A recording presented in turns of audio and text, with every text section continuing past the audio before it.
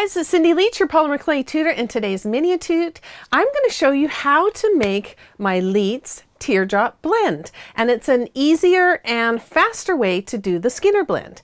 Now, if you have ever bought a tutorial from me that has a blend in it, you'll already know how to do the teardrop blend. And here's some examples of some of the tutorials that I do the teardrop blend in. Now, this is a bead made with the Easter lily cane. Here are the sweet pea earrings. Now this one's more obvious, you can see the blend in it, and this is from the frosted rainbow flower beads tutorial. Then I've got some cone flower beads here, and I use the teardrop blend in that as well, and the parrot tulip cane bead. So that's all of them where we use a lot of the teardrop blends. Now in some previous videos I showed you how to do blends in another way. The first one I showed you how to do the stepped graduated blend, and this is where you mix each color individually and then you have them go side by side, and then you give the illusion of having a blend from one color to the other. Now it's quite a labor intensive way of going about it, and it's difficult to have a very smooth transition between color to color.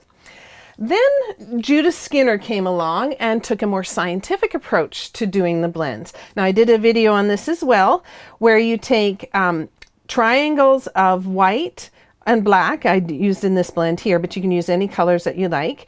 And the way it's blended together, you get a much smoother blend, and it's way simpler. With two colors, it's quite simple to do a Skinner blend with. But when you're working with more than one color or doing a multicolored rainbow blend, like this one here, it can get a little bit tricky. You have to kind of bring out your old geometry skills to get it to make a blend. What you have to do is you have to precondition your clay, roll out sheets, and then cut out triangles that fit together properly. And in fact, there's even a template out there so that you can actually trace out the right size pieces to make your blend work easily.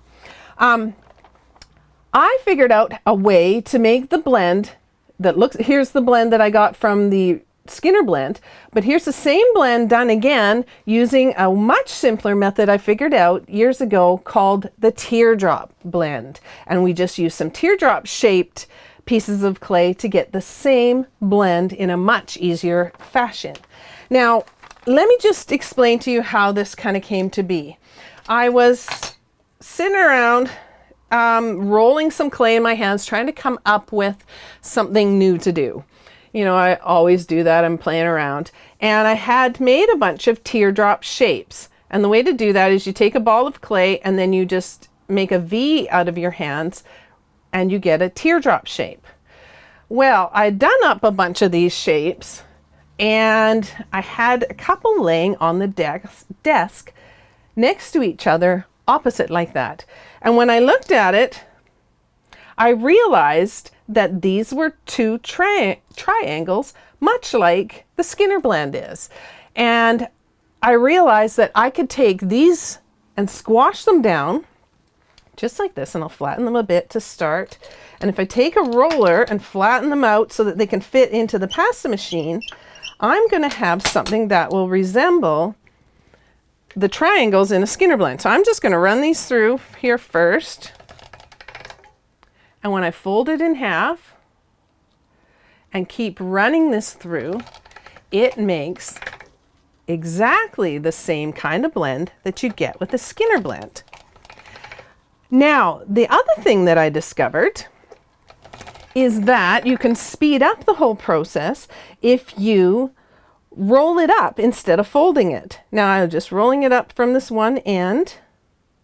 And what this essentially does is instead of folding it just the one time, you get several folds all at the same time, and it forces the colors together to blend really quickly. Now, normally a Skinner blend takes about, I don't know, depends on how soft your clay is and the brand and all that, but it can take like 40 times for the colors to start blending properly.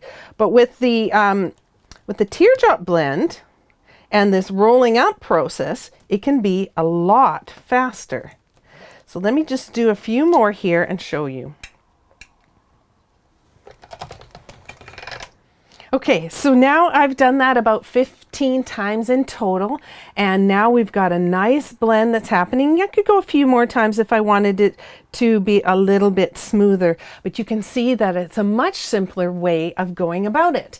Now, if you're doing a multicolored blend like this one here, all you need to do is you don't have to worry about measuring and all that stuff. You just choose the colors that you want in the blend and make teardrops of them and put them side by side, however number you want. So you end up, and then just blend it the same way, and you get these wonderful multicolored blends. Now you can also control the colors. If you want a large blend, then you use larger amounts of, like larger balls to start off with the teardrops. If you want a small one, you can even go right down to super tiny like this one here to just do a little test sample. Now try doing that with a Skinner blend. You would never be able to do a tiny little Skinner blend that tiny. And what's great about it is you can test it out to see how your colors are going to blend before you have, so that you're not wasting large amounts of clay. Now you can also control if you have a color like this fuchsia here, that's a little bit more dominant or is a little higher saturation. I just made smaller balls of the fuchsia than I did of the other two colors, and then it made a proper blend at the end. So I hope that was helpful for you. Click that like button if it was. That would be really great. We really appreciate that. And today, instead of a question, I have a challenge for you. What I'd like you to do is go grab your favorite colors of polymer clay and go make yourself a teardrop blend. Then I want you to come back and tell us how it went. We'd love to hear your stories in the comment section below. And don't forget to subscribe. We have new videos that come out every week, and you're not going to want to miss a thing. We'll see you next time, and bye for now.